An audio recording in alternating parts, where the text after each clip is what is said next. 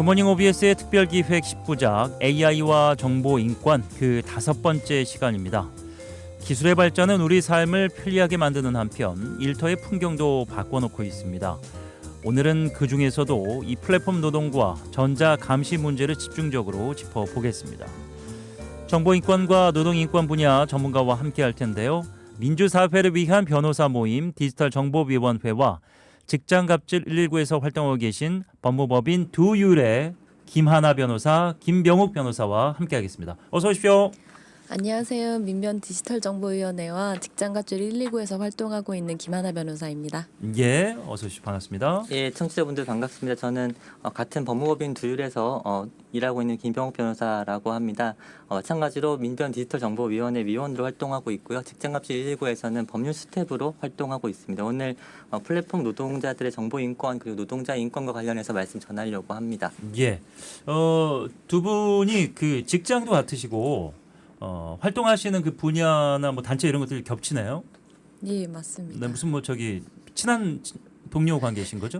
아, 네, 저희 동료고요. 제가 네. 조금 더 일찍 예, 입사했습니다. 선배인 걸 강조하고 계신데. 예, 저희 뭐 같은 사무실에서 네. 좀 같은 지향을 가지고 좀 모여 있어서 활동도 어떻게 좀 하다 보니까 좀 비슷하게 겹치게 많이 하고 있습니다. 좀 저는 앞으로는 좀 차별화 시키려고 생각을 하고 있긴 한데요. 예. 아니 이게 제가 여쭤본 이유가 방송 전에 제가 살짝 여쭤봤습니다만 제가 보기에는 이제 어느 한쪽은 기분 나쁠 수도 있습니다만 또래로 보이는데 보통 이제 남자가 군대 갔다 온 걸 감안하면은 여성이 직장 경력은 위고 남성이 나이가 많은 경우가 있거든요. 이런 경험을 저도 많이 했기 때문에 조금 더 위입니다 이걸 강조하시더라고요. 맞습니다. 함부로 올라오지 마 뭐 이런 느낌인가요? 아, 절대 네. 아니고요. 네. 근데 조금 더 너무 또 일하다 보면 너무 편해지면 안 되니까 적당한 거리가 제일 좋기 때문에. 그런 의미도 좀 있어 보입니다. 너무 이렇게 올라서지 마. 나 선배야. 이런 어떻게 생각하세요? 예, 그런 부분으로 네. 잘 이해를 하고 네. 그 지침에 잘 따르려고 노력 중입니다. 노력하고 있습니다. 자, 오늘 굉장히 예민한 부분입니다. 왜냐하면 그 직장 갑질과 관련된 이슈를 제가 얘기하게 되기 때문에 뭐 이 정도의 얘기는 참 요즘에도 좀 허용이 되는 부분이긴 한데 근데 그저 김철준 변호사님과 시작한 이 특집에 두 분을 함께하게 됐는데 참 김철준 변호사님 주변 인물들은 한결같다는 생각이 드는 게 인상이 다 이렇게 착하세요. 네. 감사합니다. 그런 얘기 많이 듣지 않으세요? 네. 그런 듣는 편인 것 같습니다. 왜 움찔을 하시네요. 네. 근데 여성 변호사를 바라보는 그 시각이 그렇게 막 다정다감하진 솔직히 않죠. 좀 무서워하게 생각하는 친구들도 있습니까? 아, 그렇다기보다는 그런 역할을 조금 더 해야 기대해야 되니까 부응해야 되니까 조금 더 의뢰인을 만날 때는 조금 더 강한 모습을 보이려고 하는 것 같습니다. 예. 김병욱 변호사께서는 그 인상이 굉장히 좋으세요. 마치 그 변호사에 대한 게 편견이 아니고 어떤 그 자선단체의 사무총장 같은 그런 느낌도 좀 있으세요. 예, 이거 칭찬인지 네. 어떻게 받아들여야 될지 모르겠는데 저도 이제 예. 평소에 이제 인상이 좋다는 평가는 주변에 만나는 사람들로부터 듣는 편인데 네. 말씀처럼 이제 좀 변호사 직무랑은 좀 잘 맞지 않는 부분도 있다고 좀 생각이 돼서 좀 이제 강하거나 좀 이제 외향적인 모습으로 좀 다가가려고 노력을 하고 있는 것 같습니다. 예, 두 분이 오늘 그 방송 데뷔십니다. 아이스 브레이킹 시간을 조금 긴장을 풀 겸 좀 길게 가졌는데 오늘 저희가 논의할 이야기와 풀어놓을 얘기들은 그렇게 녹록하지만은 않습니다. 오랫동안 직장 내 괴롭힘과 정보 인권 문제를 다뤄오셨는데 김하나 변호사에게 먼저 여쭤봐야 될 것 같아요. 최근 일터에서 인간이 아닌 시스템에 고용되는 사회 뭐 이런 말이 나옵니다. 이 말이 상징하는 바는 무엇일까요? 우리가 어디 고용돼서 일을 한다고 할 때 채용 절차를 거쳐서 입사를 하고 입사 이후에는 출퇴근 관리를 받고 인사 평가도 받고 하는데요. 예. 이런 과정에 AI 기술이나 AI 시스템이 점점 더 깊이 들어오고 있어요. 그 예를 들면 AI 면접이나 그 AI 알고리즘 기반 인사 평가가 제일 대표적입니다. 예. 그 시스템에 고용된다는 표현은 이 현상을 짚어주는 거라고 저는 생각하는데 사람을 평가하고 업무를 지시하고 또 성과를 측정하는 주체가 기존의 인간 관리자에서 이제는 시스템으로 넘어가고 있거든요. 업무를 지시하고 감독하는 주체가 사라지는 게 아니라 그냥 보이지 않는 곳으로 숨는 것이 상황이라고 보시면 될 것 같습니다. 예. 뭐 저도 직장인입니다. 저도 이제 뭐 정규직 직원으로서 출퇴근 근태 관리라고 하죠. 그걸 이제 받는 입장인데 출입증을 이제 입구에 대고 찍고 그 기계 이렇게 보면은 외출이라는 모드도 있어요. 그러니까 외출할 때도 찍으라는 얘기인 거죠. 그러니까 맞아요. 화장실이 저희 이제 바뀌어 있기 때문에 화장실 갈 때도 찍으라는 의미예요. 물론 그걸 이제 일일이 찍으라고 지시가 내려오진 않습니다만 그 기기 자체에 명명된 걸 바라보면 나 화장실 갈 때도 찍어야 되나 이런 고민을 살짝 한 적이 있는데 물론 찍지는 않습니다. 예, 뭐 금방 갔다 오기 때문에. 네. 그만큼 직장에서 숫자로도 평가받는 시대가 됐다. 물론 이제 인사평가도 수치로 나오긴 합니다만 그 외에 이 일거수일투족 동작까지도 수치화된다. 이건 어떻게 바라봐야 될까요? 예, 말씀하신 것처럼 이제 사실상 직장에서의 모든 정보가 다 수집되고 네. 관리되고 있다라고 할 수가 있을 것 같습니다. 그래서 또 문제는 이제 과거랑은 다르게 데이터를 가지고 평가까지 이제 이루어지고 있는 이제 그런 시대라는 점이 이전과는 조금 다르다고 생각이 되고요.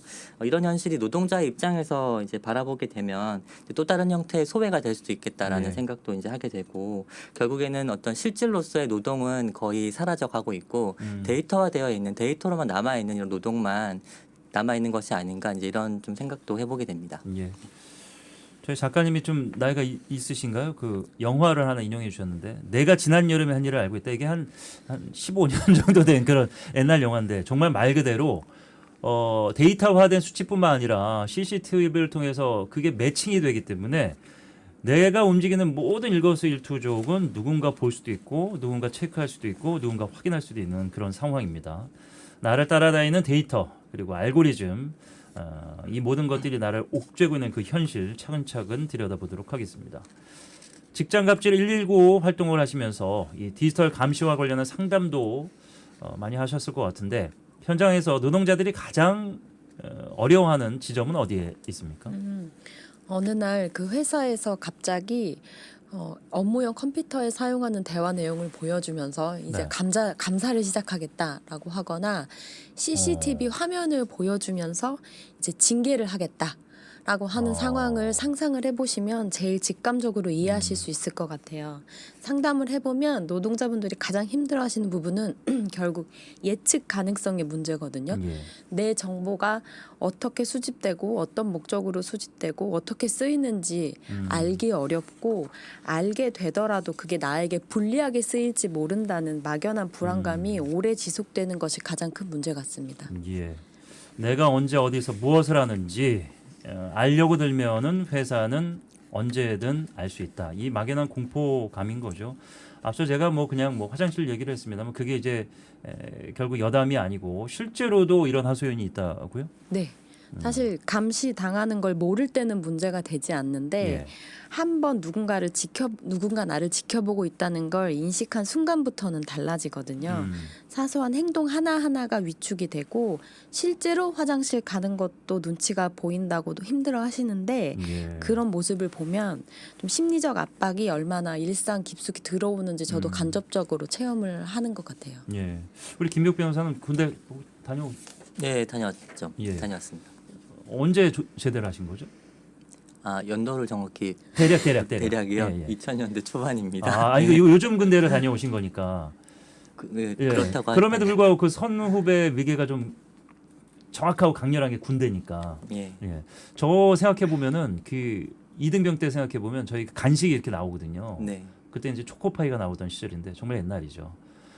그게 이제 손님들 앞에서 우걱우걱 먹는 게 좀 눈치 보여서 몰래 화장실 가서 먹고 이랬던 기억이 있거든요. 네. 그러니까 그만큼 이제 직장인들에게도 화장실은 어떻게 보면 그 답답한 공간을 벗어나서 그냥 볼일을 보지 않더라도 잠깐 좀 쉬러 가고 한숨 돌리고 거기서 좀 이렇게 여유도 갖고 막 이런 시기도 있고 상황도 있는데 그조차도 어렵다는 얘기입니다. 길거리 지날 때 집 앞 골목에 CCTV를 의식하게 되고 회사의 보안이나 시설 관리를 위해서 설치된 회사에 저희도 이게 지금 보이는 라디오긴 합니다만 이게 엄밀히 얘기하면은 제가 계속 찍히는 실시간 찍히기 때문에 기록에 남으니까 맞아요. 예, 이제 CCTV의 역할도 어느 정도 이제 한다고 보여지는 거죠. 현행법상 노동자의 근태에 이 CCTV를 활용하는 게 어디까지 허용이 되어 있습니까? 예, 결론적으로 좀 먼저 말씀을 드리면 허용되지는 않습니다. 현행 법상 전혀요? 노동자의 근태를 감시하는 것은 허용되지 않습니다. 예, 예. 전혀. 네, 허용되지 않는데 조금 뭐 법률을 근거로 좀 말씀을 드려보면 예. 이제 개인정보보호법에서는 CCTV를 설치할 수 있는 경우를 굉장히 제한적으로 열거하고 있습니다. 그러니까 다시 말해서 개인정보보호법에 열거되지 않는 사항에 대해서는 CCTV를 설치할 수 없다라고 말씀드릴 수 있습니다. 그래서 그 개인정보보호법에서 규정하고 있는 경우에 대해서 말씀드리면 이제 범죄 예방과 수사를 위한 경우 그리고 시설의 안전 및 관리 그리고 화재 예방을 위해서 CCTV를 설치할 수 있다라고 이렇게 제한적으로 열거하고 있고 예. 근태 감시라는 목적에 대해서는 전혀 규정하고 있지 않아서 법상으로는 근태 감시 목적으로 CCTV 설치할 수는 없습니다. 그렇다면은 만약에 뭐 제가 인사고과를 뭐 받았는데 불만이라 이렇게 물어봤어요. 왜 이렇게 했냐 했더니 너 CCTV 봤더니 맨날 주차장에 가서 담배 오래 피우고 그랬잖아. 막 이러면 이거는 법적 근거가 없는 얘기가 되는 거죠. 예, 실제로 이제 법상으로 정해진 목적 범위 바뀐 바깥으로 거죠. 이제 위법하게 활용한 것이죠. 예. 실제 상담 사례 중에서 사장이 CCTV를 돌려보면서 업무 지시를 한 사례가 있다. 와, 생각만 해도 막 숨이 막히는데. 예. 실제 이건 그 제보 사례인데요. 예. 금융회사 이사장이 이사장실에 이제 CCTV를 설치를 해놓고 손님들이 오실 때 인사하는지 그리고 몇 시에 퇴근하는지 보면서 앞으로 30분마다 확인하겠다라고 공언한 사례가 있고 그리고 요즘 CCTV가 네트워크 카메라라고 해가지고 예. 핸드폰의 어플리케이션으로 그 화면을 다 볼 수가 있도록 설계가 되어 그렇죠. 있거든요. 보통 이제 가정에 아이 두신 분이나 네, 네. 반려동물 키우시는 분들이 가끔 확인하죠. 마음 놓으려고 쓰는 건데 예, 그거를 맞습니다. 이렇게 악용하는 거예요. 네, 네. 그걸 보면서 이제 네. 사후에 이렇게 관리를 하고 지시를 하고 이제 마음에 안 들어 했다가 불이익을 주는 사례가 알려진 적도 있어요. 근데 이러한 문제가 핵심적인 부분이 CCTV를 설치 목적에 맞게 사용을 했는가거든요. 예. 그 CCTV를 통해서 보이는 사람의 모습은 그 자체가 개인 정보인데 예. 아까 말씀하신 것처럼 이런 것들을 허용하게 하는 단 한 가지는 동의예요. 근데 일반적으로 동의를 받지 않고 알려주지 않고 그냥 개인정보를 수집해서 목적 외로 활용하거나 아니면 아까 말씀하신 것처럼 시설 안전이나 보안 등을 목적으로 설치를 하면서 다르게 근태 관리나 노무 관리로 활용을 하는 부분이 있어요. 네. 정보를 수집할 때 하고 실제 사용할 때 이게 목적이 다른 게 가장 큰 문제인데 네. 이러한 행위는 개인정보 수집 목적의 활용에 해당해서 형사처벌 대상이 될 수도 있고 그 기업에 과징금이 부과될 수도 있습니다. 예. 저희는 이제 회사가 좀 특수한 방송국이기 때문에 직군이 다양하고 특히나 뭐 이제 기자 같은 경우가 대표적인데 기자는 이제 회사에만 머물 수 없고 취재를 나가야 되기 때문에 그 정확한 근무 시간 체크라는 게 현실적으로 좀 어려운 게 맞거든요. 그래서 예전에 저희도 이제 휴대폰에 이제 활용하는 그 회사 앱을 통해서 현장에 나가면은 현장에서 퇴근할 수 있는 그 퇴근 모드가 있었는데 그게 이제 그걸 하려면은 GPS를 허용해야 되는 거 아니야? 뭐 이제 문제로 되는 거죠. 그러니까 어디에서 퇴근하는지를 말만 하지 않고 집에서 퇴근하는 거 어떻게 확인할 거냐? 뭐 이렇게 회사에서 나오니까. 네. 근데 이게 스마트폰에 깔린 GPS 앱을 설치를 강요받는 것도 안 되는 거 아닙니까? 노동자는? 맞아요. 네. 그리고 문제는 동의를 받으면 가능하다는 건데 아, 직군들과 뭐 이렇게 얘기해서 네. 업무 특수성이 있으니까 너가 동의하고 거기서 퇴근해. 네. 근데 대신에 그거는 동의를 하면 좀 우리가 그거는 체크할게 이렇게. 네네. 네. 보통 깔 때 체크 동의를 하잖아요. 예. 그게 그 안에 들어가 있는 건데 그 할 때 노동자들이 그걸 권리할 거부가 법상에는 있는데 실질적으로는 권리가 있다고 보기 조금 어려운 경우가 현실에서는 있습니다. 거부하기가 힘들다는 예, 얘기죠. 맞아요. 아, 이게 참 그 여러 가지 맞물리고 걸리고 이해관계가 있기 때문에 조심스러운 부분이 많습니다. 현실에서 이런 것들을 거부하면은 결국에는 뭐 앞에서야 뭐 용인해 줄지 모르지만 뒤에서 불이익을 받는 거 아니야? 이렇게 생각할 수도 있는데 강요된 동의의 법적 효력은 그럼 어떻게 봐야 됩니까? 안타깝게도 현행법상은 효력이 있다고 말씀드릴 수밖에 없을 것 같아요. 그러니까 이 동의를 받을 때 개인정보보호법은 어떻게 동의를 받아라라는 규정도 두고 있거든요. 예. 근데 그때 나열하고 있는 게 수집 목적, 그리고 수집하려는 개인정보 항목, 보유 및 이용 기간, 예. 그리고 동의를 거부할 권리가 있다는 사실, 그리고 동의를 거부했을 때 따르는 불이익이 있는 경우에 그 불이익의 내용을 알리면 그리고 동의를 받으면 적법한 동의로 보고 있어요. 근데 이제 이게 정보를 주는 사람하고 받는 사람이 동등한 지위라는 전제 하에 이런 체계가 설계가 된 거예요. 근데 실제 우리가 노사 관계에서 예. 어렵게 취업을 했는데 보통 근로계약서를 쓸 때 개인정보 동의서도 같이 받거든요. 이때 근로계약서 서명하면서 그거 동의를 안 하기 어렵잖아요. 그러니까 실질적으로 동의가 강요됐다고 볼 수밖에 없고 그 동의가 제가 보기에는 거의 예. 불가능한 구조에서 받아낸 동의인데 이게 진정한 의미의 동의로 볼 수 있을까라는 의문이 듭니다. 예. 이게 물론 뭐 제 개인적인 생각일 수도 있습니다만 우리가 그 전후의 산업 구조를 보면은 육체 노동과 생산성이란 거에 매몰이 됐었잖아요. 그쵸. 그러니까 일하는 시간 자체가 제품을 생산하는 속도 그리고 그게 이제 매출 그게 회사에서 보면 노동력이 이렇게 가만히 되는 건데. 근데 현대에 와서 우리가 하는 일을 보면 변호사분들도 마찬가지예요. 회사에 소속돼 있지만 김하나 변호사께서 수임을 맡아서 그걸 들여다보는데 오늘 10개를 무조건 업무화해서 뭐 시간 단위별로 내가 여기까지 업무 달성을 해야 돼 이렇게 하고 일을 하지는 않잖아요. 맞아요. 컨베이어 벨트가 도는 것처럼 네. 뭐 인형에 눈 붙이는 것처럼 빨리 속도가 없을 때 빨리 하고 잘 안 풀릴 때는 좀 쉬었다 하고 막 이러고 오늘 못하면 내일 하고 뭐 이렇게 되는 게 업무의 특성인데 그런 업무 특성을 전혀 인정하지 못한 이런 일괄적인 감시 이게 결국 이제 할 말 안 하고 회사에 이렇게 노트북 앞에 앉아 있지만 머리는 비워놓고 모니터를 바라보지만 아무 생각 안 하고 물론 이제 SNS 하면 또 그거 또 사용한 게 걸리니까 쓸 수도 없고 이게 무슨 상황인가 뭐 이런 생각도 많이 하실 건데 네, 디지털 감시가 결국에 이제 노동자의 정신 건강에 안 좋을 수밖에 없겠네요. 맞아요. 예. 그 디지털 감시는 한번 경험을 하면 네. 그 조직뿐만 아니라 사회 전반에 대한 신뢰를 잃는 경우가 많은 것 같아요. 그리고 상담을 해보면 감시 당하고 있는 불안감이나 스트레스가 실제 공황장애처럼 신체 증상으로 나타내는 분들도 적지가 않거든요. 예. 제가 딱 기억나는 게 예전에 우울증으로 자살을 하신 고 양우건님이라고 계신데 이제 그분이 노조를 탈퇴를 하지 않으셨기 때문에 회사에서 이분에 대해서 해고를 하고 정당한 해고가 아니기 때문에 복직을 하고 복직을 했는데 이분은 CCTV로 감시를 하는 상황이 반복되면서 우울증까지 가게 됐는데 이때 그 본인이 어려움을 작성하신 내용이 있어요. 거기 뭐라고 돼 있었냐면 일거수일투족을 감시당하고 있다고 생각하니 미쳐버리겠다. 그렇게 본인이 메모를 쓰신 게 있는데 이게 보통 감시라는 게 한 번의 사건으로 끝나는 게 아니라 그 불안이 조직 생활 내내 따라다니는다는 게 가장 잔인한 부분인 것 같습니다. 예. 할 말은 많습니다만 저희도 이제 사장님이 듣고 계실 수도 있기 때문에 네. 자, 오늘 굿모닝 OBS 희망 99.9는 민주사회를 위한 변호사 모임과 직장갑질 129에서 활동하고 계신 김하나 변호사, 김병욱 변호사와 함께 AI 시대의 정보 인권을 지키기 위한 방안을 모색해보는 시간 갖고 있습니다. 앞서 제가 그 SNS 얘기를 했습니다만 사내 메신저, 이메일 이게 회사가 열람하는 경우도 문제가 되는데 저희는 이제 회사 그 앱을 한 10년 전에는 이제 없앴어요 공식적으로는.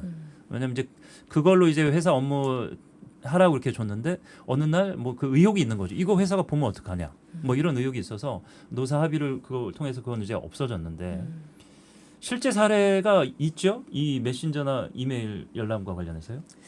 예, 이름 얘기하면 누구나 아시는 이 공영 방송사가 예, 이니셜 M사가 네.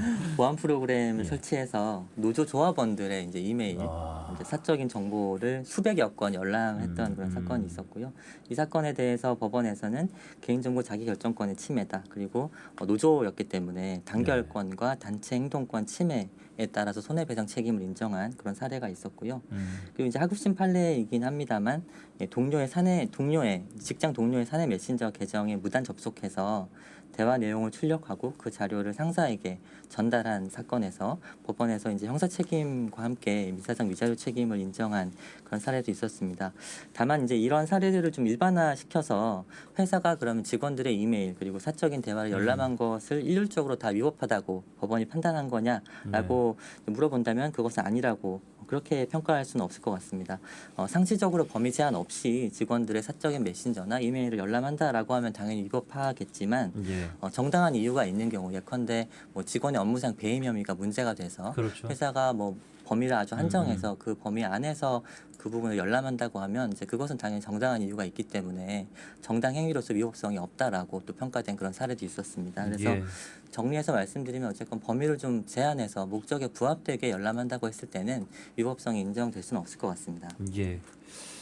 개인정보 보호와 관련해서 각종 가이드라인은 분명 마련이 돼 있습니다. 그런데 현행 존재하는 이 가이드라인이 직장 내에 이러한 감시 문제를 해결하기에 과연 충분할 것인가 어떻게 생각하십니까? 현장에서 보면 충분하지 않다고 확실히 말씀드릴 수 있을 것 예. 같습니다.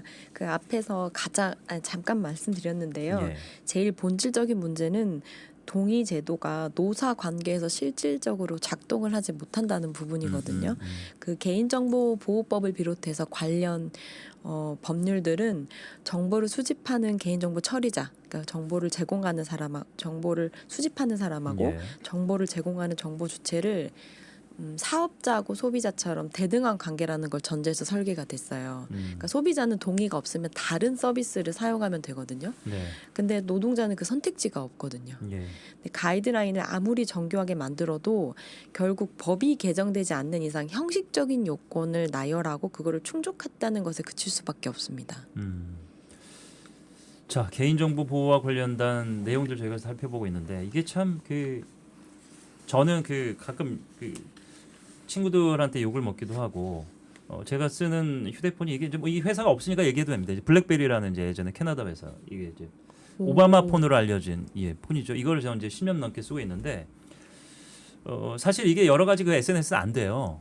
근데 저는 이제 오히려 편하기 때문에 이걸 쓰는데 깨똑이를 이제 서비스 안 해준다고 알림이 왔어요. 그러니까 이거 4월 13일이면 저희 이제 못 쓰는 거예요. 근데 깨똑으로 다 업무 지시가 요즘 주고받잖아요. 맞아요. 예전에 그것도 막 과연 업무 지시를 그 톡을 하는 게 맞느냐 이 논쟁이 있던 시절 이제 얼른 사라져 버리고 너무 자연스럽게 네, 모든 맞아요. 업무 관련 내용들이 이제 깨똑을 통해서 주고받기 때문에 지금 좀 당장 큰일이거든요. 휴대폰 엄청 비싼데 요즘 150만 원씩 하는데 이거 어떻게 해야 되나 막 이제 고민이 있는데 이 기술 발달이 가져온 이 현실이 우리의 편의성뿐만 아니라 우리를 감시하는 데도 명백하게 활용되고 있다. 더 잘 들여다볼 수 있는 그 상황이 된 겁니다. 근데 거기에 인권 침해와 그 인권 보호와 관련된 내용들은 조금 뒤처지고 있다. 이런 지적은 어떻게 생각하세요?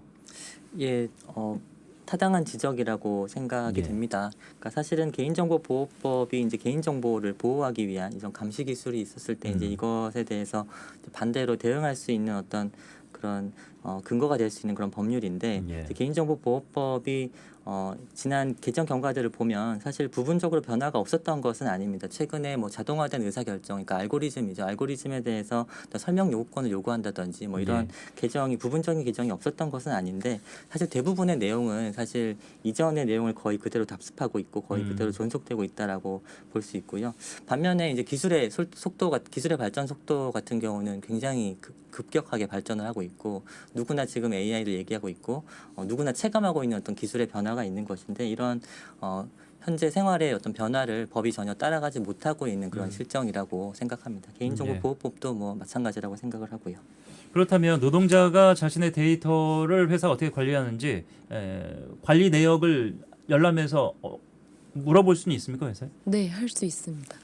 개인정보보호법은 정보 주체니까 노동자가 자신의 어떤 정보를 어디에 활용했는지 열람할 권리를 보장하고 있어요. 네. 그리고 열람을 했는데 잘못된 정보나 아니면 수집하지 않았으면 하는 정보가 있을 수도 있잖아요. 요구할 수 있어요. 이건 네. 빼달라. 네, 삭제권, 정정권도 다 보장을 하고 있고 앞으로는 이런 식으로 하지 말아라라고 처리 정지를 요구할 수 있는 처리 정지 요구권도 있습니다. 근데 문제는 이제 다만 현실적으로는 어떤 정보가 실제 수집되는지 어떤 목적으로 수집되는지를 알아야 이것도 청구를 할 수 있거든요. 그렇겠네요.